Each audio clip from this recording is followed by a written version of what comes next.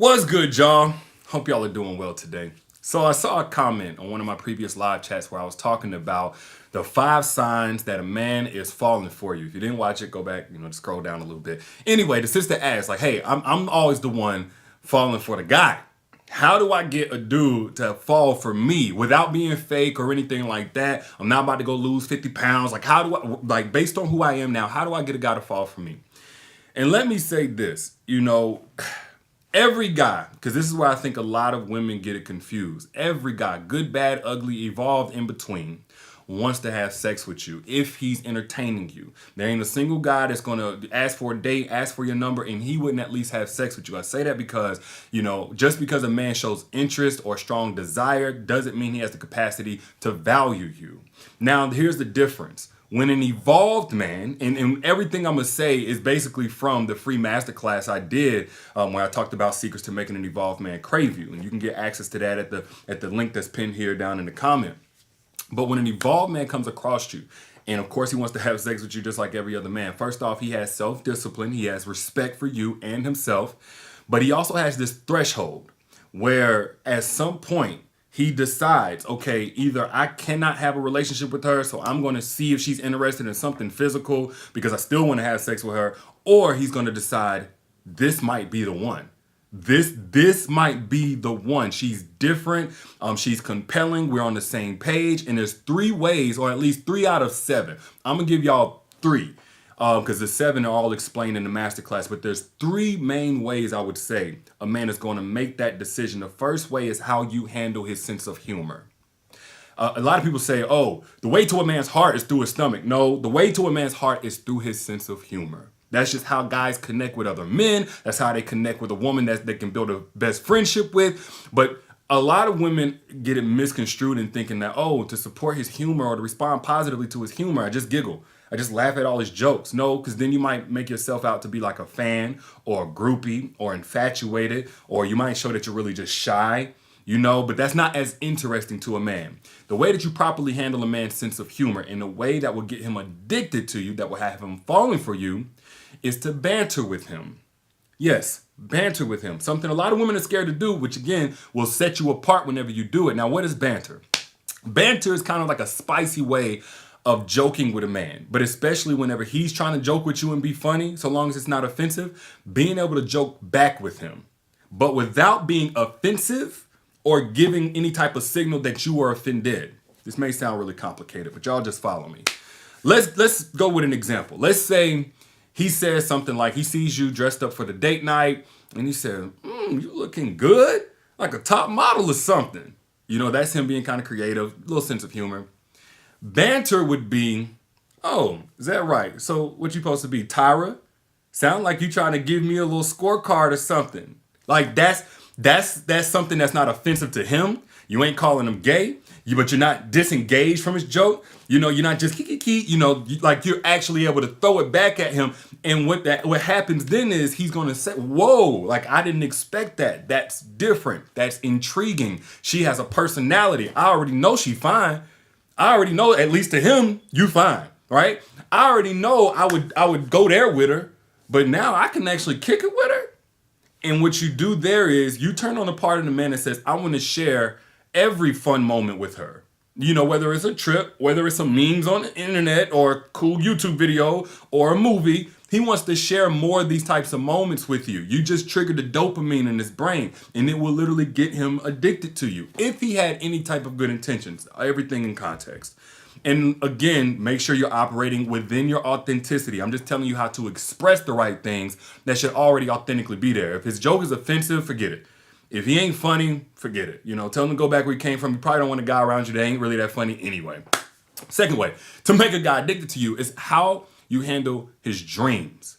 Whenever he talks about his dreams, whenever he's working on his dreams or what have you, you need, first off, don't do what a lot of women do and just cash out on him. Oh, I'm gonna support his dreams and I'm gonna spend $10,000 on his studio time and his new mixtape. Don't do that. Don't do it. Because then you're gonna come off as a trick and that's gonna signal insecurity, low self-esteem, desperation. But how you properly handle his dreams is to show total interest. Meaning when he gets on the subject of his dreams, don't make it about you. You can talk about yours, but just like create a safe space for him to divulge about his dreams. Ask him more questions about his dreams than whatever it is that he just initially told you. What made you want to do that? Wow, like express that as interesting to you. If it is, express it. Hey, I find that so intriguing. That's so cool. That sounds so impactful that you want to do that. Now, don't talk like this about his job because he probably don't even like his job. But if this is really his dream and you show total interest, he's going to say, this is the person that at night when we ain't having sex, we ain't doing nothing like that, I can just vent to her, about my passion, because whatever his dream is, more than likely he's somewhat obsessed about it. He thinks about it in the morning, noon, and night. So you're somebody he doesn't have to hold back that important piece of him, in front of. Like, it's safe. And anybody who's pursuing a dream, it's vulnerable. It's scary. It's a lot of doubts and frustrations and fears. So you're somebody that can build into like his confidence about that dream he was already pursuing. You're somebody he wants to take on that journey with you. You're somebody that he wants to take on that journey with you. Now, the third way that you can make a guy addicted to you is in how you handle his bad decisions. How you handle his bad decisions. First off, every man loves a woman that applauds their good decisions. But when it comes to his bad decisions, don't enable him. Again, if you enable him, all you're doing is positioning yourself as a doormat. And if he's an evolved man, that's going to turn him off because he doesn't want a doormat, like users and abusers do. But what y'all call good, I call evolved man. An evolved man wants a woman that can hold him accountable, but with compassion. And how you do that is you see the good intentions even in his bad decisions. Because at the end of the day, most people, if not all people, feel like even in their worst times, their worst decision making, they had good intentions. Every person. So if you can speak to that, it's almost like when they say, thank you to the ones who spoke to the winner in me before I started winning. If you can speak to the good intentions in him when everybody else just saw the negative impact, the destructive damage that he did, then you're that person that one won't take no ish because you letting them know that what you did wasn't cool. Man, that wasn't okay. But I would only imagine how hurt you had to be for you to do something like that. I can only imagine like you being so young and you weren't taught well, and that's where you operated from, is that place of ignorance. But, it wasn't a matter of your character. If that's how you feel. Now, if he done, kick kittens out of a burning building or something like that and you just can't get with it, don't talk this talk.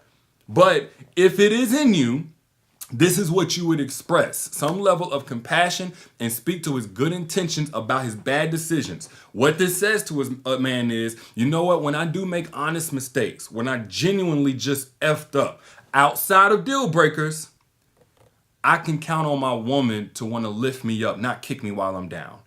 I already know I spent the money on my dream and now, the lights is getting turned off. I already know I messed up. I already know that was totally, irresponsible of me. But if my wife can see that, that was just my zeal and my enthusiasm for achieving and having a bigger dream for the future, then that's the kind of person I want around me. Because every man knows that he's not perfect unless he's a narcissist. But evolved men know sometimes I make a mistake or two. It is what it is. But that's one way you get that man addicted to you. You will set yourself apart. Again, you already fine to him. Anybody telling you to just look sexier, perk your boobs up, twerk or something, man, forget all of that, man. Like he already want to bag you. Like, I'm gonna just keep it real.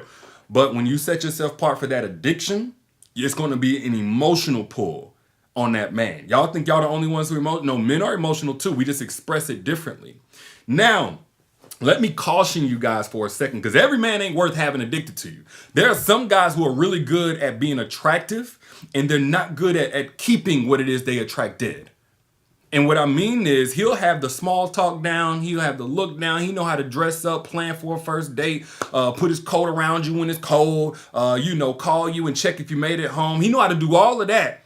But then you find yourself, and while in a relationship, just really feeling underwhelmed, disinterested, kind of let down, disappointed. It's not you every time. Sometimes it could be, but it's not you every time. Sometimes the truth is that man we was an empty house. It looked good on the lawn. The architecture was beautiful, but wasn't no furniture in there whenever you got in. And what I mean is, maybe he looked good on the outside, but his leadership skills are off. If you're a woman and you consider yourself to be feminine, in which you want to fall into that supportive role for a man who's worth supporting, you got to look at how that man leads his own life. What is he being led by? Is he being led by his impulses and what's cool? And it's no structure whatsoever to his day. Can you look at that man and say, you know what? If I was to make more moves like him, my life would be better. That's the only kind of man you should even care about getting addicted to you. If you can't look at him, because let me tell you something. If you have him addicted to you, right? You may have done this and that, and then you put every piece in place. At the end of the day, he's still going to have influence on you because he's in your company, right? So if you can't look at him and say, you know, his influence on me would make me a better version of myself, whether in your mental health, your spiritual journey, your physical health, your intelligence, your structure, your good habits and the breaking of bad habits, your capacity to take risk. If there's nothing about that man that says, I want this to rub off on me, and he's only good for dicks and headache, like, come on, man. Don't even use this. You'll be better off just focusing on you. And this is why I stress the importance of being with a man who is already evolving and evolved as a man. Not a good intentioned man that ain't got no structure. Not a good intentioned man that ain't never finished nothing that he started. Not a good intentioned man that's just got nothing but coping mechanisms and vices all around. But you know what? He got a pretty smile. But an evolved man in his thinking and his character and his ability to translate his character and his intentions into consistent action. Now, if you feel like that's what you want, but that's not what you're consistently attracting, again, this is only a small little snippet, like tip of the iceberg. If you want to go deep into how to make evolved men attracted to you, crave you, click the link you see pinned right here in the comment. That gives you access to the masterclass, Secrets to Making Evolved Men Crave You, where I go in on the strategies to making the top tier in terms of their integrity, in terms of their character, top tier men crave you. And again, it's absolutely free. And the link is also in the caption whenever you back out. But moral of the story is this: the way to a man's heart is not his stomach. It definitely ain't his penis. That's the way to, 9 months of pregnancy. But for real though, the way to a man's heart is going to be through his emotions. It's just different from you guys. It's not the same. But whenever you're dealing with an evolved man, he's looking for a woman that can be with him for the long term. And only a man, like an evolved man, is only going to want a woman for the long term if she long term can provide or at least support positive emotions on a consistent basis. And those are the ways to do it. But y'all let me know what you think in the comments. If you got anything from this, share this right now. Be a blessing to somebody else on your timeline that needs to hear this chat and get access to the free masterclass, Secrets to Making Evolved Men Crave You. The link is pinned right here in the comments. Don't forget to get access because it's coming down soon. I'll holler at y'all later. Y'all be good.